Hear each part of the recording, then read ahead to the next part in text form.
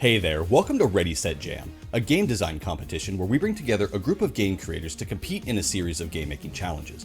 Over 3 rounds, they'll create projects that will be played and rated by the community and our panel of judges. At the end of each round, the contestant with the lowest score will be excused from the competition until there's only one dev left. That's the basics of the rules. We'll get into it more after we meet our contestants. Bargy is a game dev and video creator currently working on a game called Godspeed, a high-energy parkour speedrun game where the player will race against the clock to complete levels as fast as possible. Bargy also creates a variety of projects that are shared on their YouTube channel, like taking part in game jams and other game dev challenges like making games in an hour or challenges using other coding languages. Spherous is a game dev, Twitch streamer, and video creator, making a variety of projects using Unity like the chess variant Hexachessagon, a hex-based chess iteration that plays more like chess than the standard hex chess rules out there. So a lot of your chess knowledge will carry over, but with all new tactics to consider. Spherous streams working on different projects, game jams, shader creation, and more while helping other devs by answering questions and making tutorials. Salman is a game dev creating work as Jacinimo Games, making a variety of projects for game jams and full release, like Punch Golf, a one-button endless runner, Bubbin, a critically acclaimed speedrunning puzzle platformer, as well as some upcoming games like BBB Blaster. Salman releases games on several platforms and shares projects and updates on Twitter. You may have noticed we only introduced 3 competitors, and that's because, unfortunately, due to some life events, our 4th dev had to drop out at the very last minute of the end of the build time, so there was no time to replace them. So just like in Series 1, we're going to carry on, and there'll just be no elimination this round. Life events happen, sometimes there's nothing you can do about it. Everyone should make sure that they take care of themselves first always, and this is meant to be for fun anyway. Now that we know our contestants, it's time to find out what they have to do. The first round of ready.set.jam is the classic game round. Our designers will be tasked to recreate or reimagine a classic game in their own style, but we're also going to be adding a little bit of a twist. This time, the classic game that they'll have to work with is Snake. Based on a 2-player arcade game from 1976 called Blockade, Snake dominated the mobile phone market 20 years later when it was included in the Nokia 6110 and later the 3310, one of the best-selling phones of all time.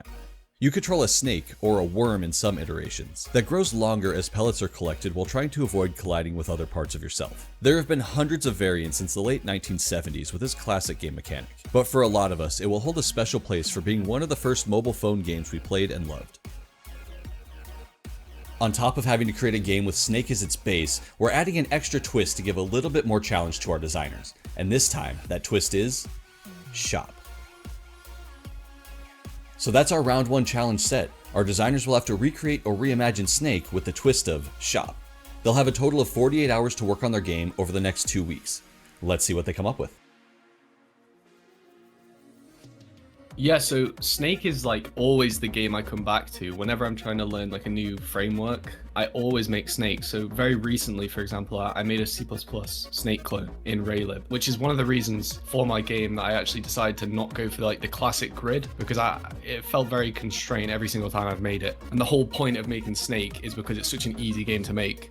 And I thought that it would be very hard to sort of integrate those features that I wanted to integrate with it being so confined. And that was my first choice. Originally, I did intend to keep the growing mechanic. And it was actually about halfway through when I was playing around with trying to get the tail to look right that I realized that I kind of liked the idea of having the snake sort of speed up towards the cursor and follow it around. It felt like a really nice movement system. So I decided to just play into that and completely cut the growing mechanic and kind of just take it off in my own direction.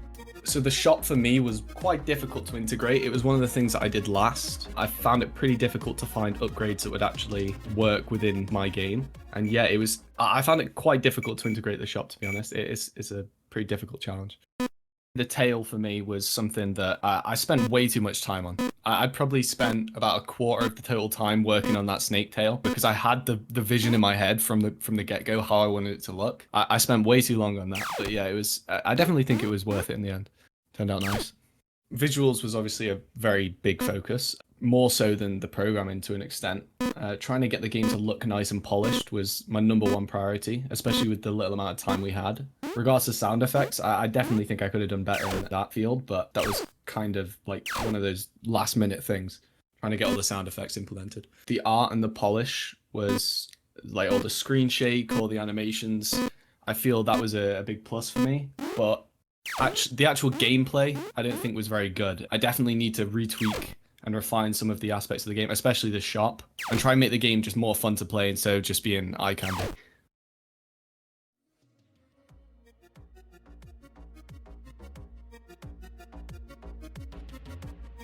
When I saw the theme of shop, my gut reaction was like power up shop. But as I thought about it, I was like, no, it's too obvious.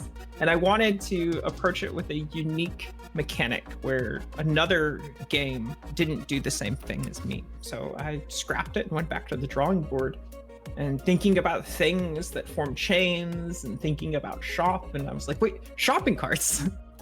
Shopping carts are chains. And I was like, okay, this works. And I prototyped some stuff out. I'd already made Snake before I knew it. I had within an hour or two my prototype up, and I was pretty happy with that. So I'm trying to make all of the stuff myself. So I made all the audio myself. I mean, kudos to Honda for making the sound of the engine and the horn in the first place, but I recorded and chopped up the audio myself. I did all the art myself, all the programming myself. I was trying to take a different direction than I normally do with games and say, well, you know, in this kind of a jam, I want to be the one that does everything. I cheated a little bit. I tried drawing a tree. My tree sucked. So I got a tree tool that builds trees, and then I built the tree with the tool. I think my game at the moment is sufficiently challenging. It's really hard. I just broke my own high score yesterday. Like, those cars will straight up just like kill you, and you know, like, you're done, and you don't even expect it sometimes. Along that same point, like, the difficulty seems to be different based on where you are on the map too. It's harder down near like where the cars come in and out, and much easier up at the top near like the storefront. So I think it does that well. I think it feels like Snake well too, and it's engaging enough for a short period of time. But I think what it lacks is replayability.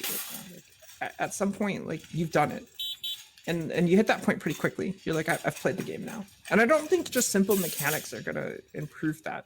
So I'm messing with some ideas of levels, and we'll see how that works.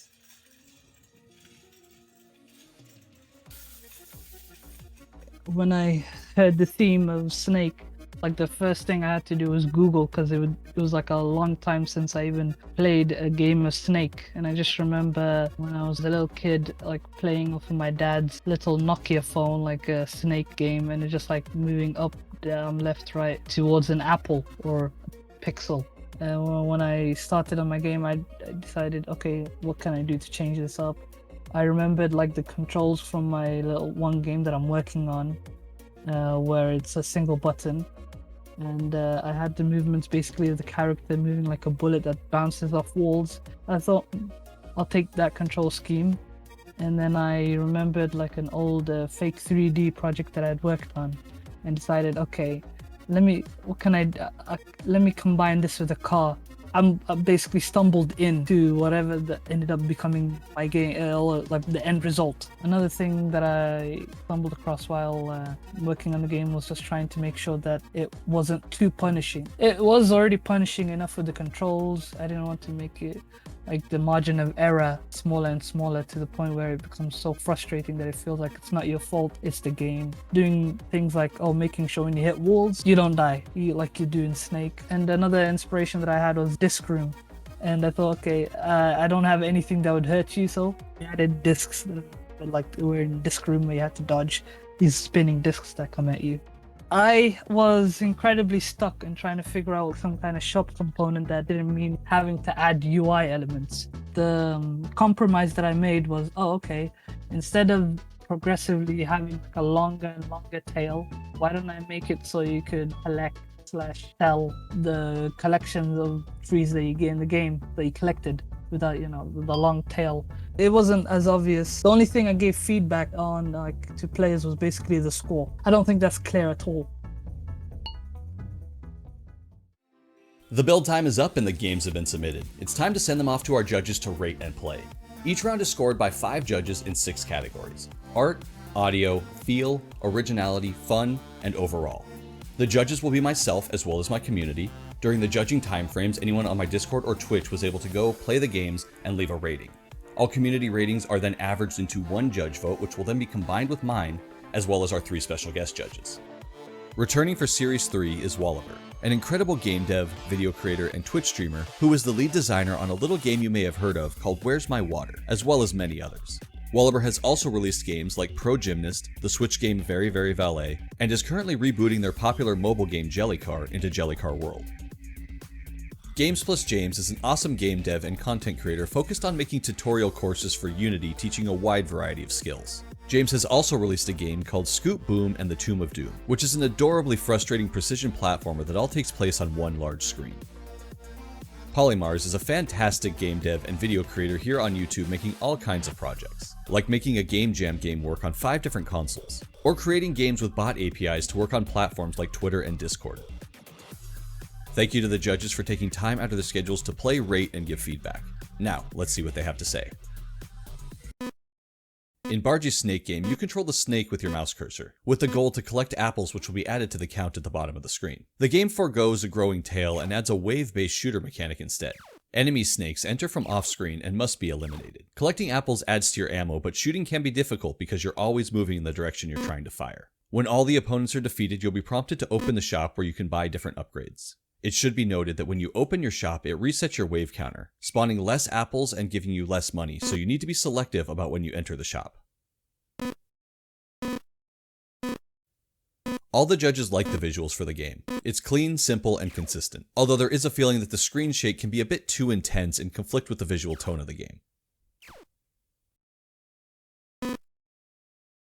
The audio is pretty underwhelming. The sound effects that are there do work, but they're a bit sparse and quiet feeling. With no music or ambient noise, the time in between collecting apples and shooting can feel a bit silent. The movement of the snake and the UI feels good. The snake is fun to control, and shooting without running into the enemies is a nice challenge. But the pace of the game starts really slow, and it takes a good while until you can get your first apple upgrade. There's also a bit of ambiguity and confusion with the money you have. You can only see how much you've collected in the shop when you open it, but opening the shop resets the wave counter, giving you less money for each wave, making it hard to know how much money you have at any given time. It's an interesting spin on Snake. Instead of moving around a level collecting apples to increase your length, you move around collecting apples to increase your ammo and money count. Once you start buying the increased apple upgrades, the fun of the game really starts to show itself. The problem is, until you figure out that you need to not press space to enter the shop when it prompts you to, but wait a few rounds to save up more money from the wave bonuses. If you don't do this, the game takes a very long time and feels like you're hardly making progress. The confusion lies that in the first few playthroughs, it appears like you need to press the spacebar to continue when it pops up. Once you get the upgrades going, the game is fun to collect apples, shoot the enemies, and avoid getting hit. But it's just not clear to the player how to get to that fun effectively. The slow start hurts replayability because getting hit once is the end, and you restart all of your progress, meaning you have to spend time grinding up coins again to get your first upgrade. The judges would also like to see a bit more clarity in the UI, like showing current money during gameplay, as well as a general quicker pace to start buying your first upgrades.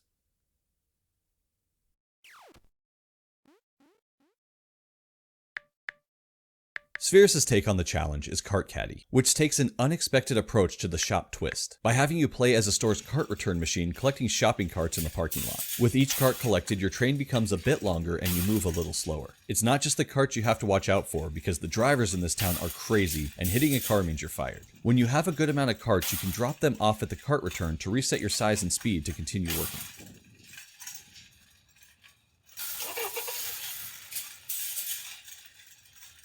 All the judges like the visuals for the game, especially the lighting effects that become more important as the in-game day-night cycle shifts. James did have a bit of a disconnect, with some elements looking more pixel art and others looking high-res, but really like the intro message being displayed on a phone that gives some nice consistency to the game theme.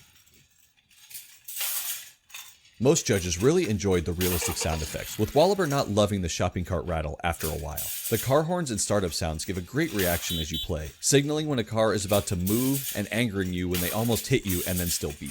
There's no music in the game, and while there's never really any silence due to the ambient noise, some judges felt it would help the overall mood.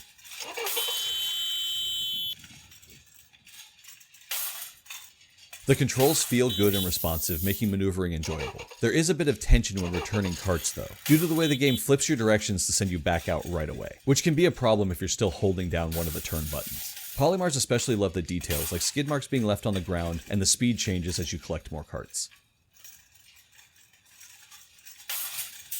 The judges felt using the shop twist as a theme and setting was a great and unique take. The basic elements of Snake are there, collect an item and become longer. But the addition of being able to reset your length while also needing to dodge hazards adds a good amount of variety and enjoyment to the gameplay. All the judges had a lot of fun returning shopping carts, and dodging crazy drivers adds a lot of enjoyable chaos. Wallaber was a bit disappointed that there's no encouragement for making your cart longer, as you get the same amount of points for returning 5 carts at once versus 5 at one at a time, and felt it was a missed opportunity to reward the player for a more difficult play choice. The game came out fantastic all around. Tight controls with just the right amount of chaos and a well-constructed concept. Everything worked together great, and the take on the twist was very clever.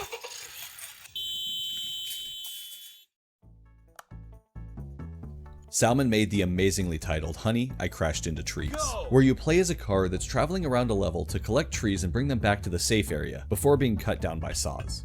The controls are tricky. Tapping will change the direction your car is continuously turning in, and holding down will speed up the car and move it in a straight line. Collecting a tree will have it follow behind you, increasing in length for each tree you collect. Returning to the center area will sell all the trees you have, giving you points for them in return. And at the end, you'll receive your score as well as how long you were able to survive for. The game looks amazing. Everything is polished to a high degree with a great pseudo 3D style. It's full of great colors and effects that make it stand out visually right away. The audio is also great. Catchy, well-fitting music, satisfying sound effects, and some nice voice line additions as well. Matched with the visuals, it all comes together to make a very engaging experience. Game over. Go!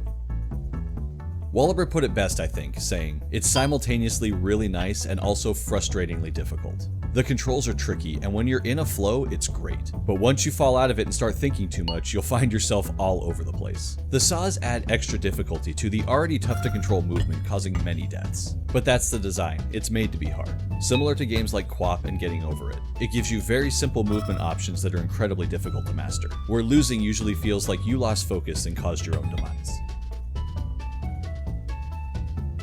Making a one-button Snake-like game is a great take on the classic mechanic. Returning the trees to the center to reset your length is also a nice consideration to the difficulty of the movement. The judges just didn't really get any shop twist from the game. You're supposed to be selling the trees in the center to earn points, but it just wasn't obvious and didn't really come across as a shop to the judges.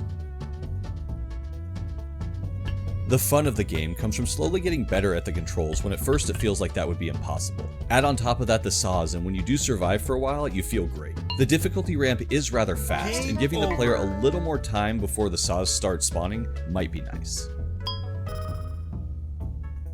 Overall, the game is dripping with polish and feel, and it's fun to play, albeit very difficult. All the judges enjoyed the game a lot, but did unfortunately have an issue with the lack of the twist. And that's the feedback. Once again, because we had a drop, there will be no elimination this time. So everyone will be moving on to round 2. But let's see how the voting turned out. In third place we have Bargy. The game is enjoyable with a really cute style, but the pacing of the early game and the lack of music really hurt it in the scoring. And our second place dev is Salman. Honey, I Crashed Into Trees is a great take on Snake and looks fantastic, but was dinged for the clear lack of a shop in any obvious way. And finally, first place, the winner of the round and the dev that will get to choose the scope creep for the next challenge, Spherous. Kart Caddy has a unique take on the twist, fun gameplay, and a great overall feel. Once again, congratulations to Spherous. Up next is the scope creep round, where contestants will have to take the game they just made and add in one of these 3 scope creep challenges. Which one will they have to add? Well, that's going to be up to our winner, and we'll find out what Spherous chooses next time on ready.set.jam. Please go check out all our amazing game designers. Links to them as well as our judges are in the description below. I need to thank Gingerbeard4251 and Mr. Boxmonkey for all of their help. Without them, none of this would be happening. If you would like to help support the channel, keep these going and see more, giving the video a like, subscribing, and hitting the bell are all amazing ways to help out. Sharing this video with others you think would like it would also be immensely appreciated. If you would like to go a step further, I have a Patreon where you can directly support these videos, like these awesome people: Cinnabunny, Clone13, Cortland Massam, Curdle Games, Nightfall, It's Jeppy, Jed, Kevin Haugow, Killboy Gaming, Motzi Makes, Nazar Salim, Salty Pretzel, Scott Hansen, Soapy Gnome, Straight Up Gruntled, and Warren Stephen Rose. I really can't thank you all enough for the support. If you would like to chat with me, the best place to do that is on my live streams at twitch.tv/Vimlark. We have a super chill community and I would love to talk with you. And we also have a Discord full of even more incredible people. If you've hung around to this point in the video, you're the best. Thank you so much. I'll talk with you next time. Have a good one. Later.